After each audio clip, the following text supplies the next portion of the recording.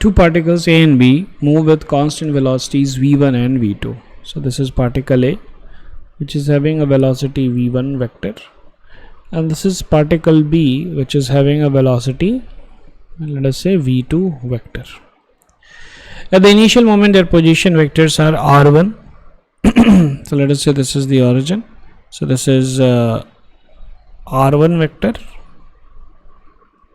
and this is r2 vector. The condition for the particles A and B for their collision is, so you see, collision is going to happen when the relative velocity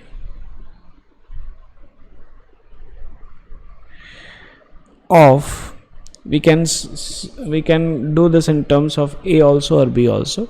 So of A we are doing in terms of with respect to B. The relative velocity of A with respect to B is along the direction of, so basically A is going to see B. Okay, so so here B is going to see A. So relative velocity of A with respect to B, so that means velocity of A with respect to B is equal to VA minus VB, and in this case it's V1 minus V2 vector.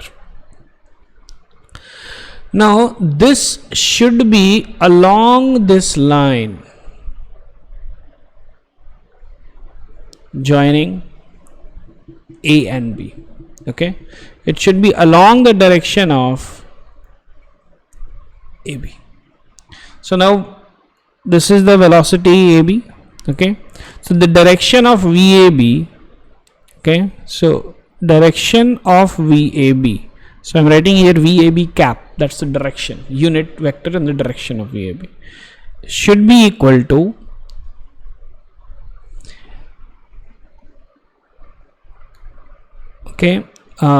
position of, okay, so this, now this vector is this AB vector, so should be AB cap, okay, in this direction. So therefore now what is VAB? V1 minus V2 vector by mod V1 minus V2 should be equal to, AB is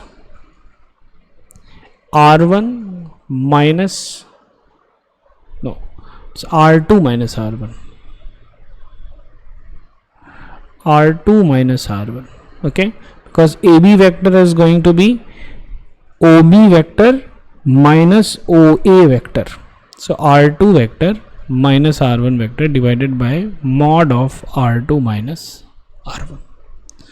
So therefore the option number D is going to be the correct one. Okay, I repeat it again.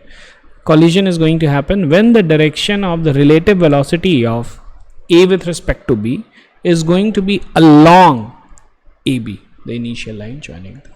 Thank you.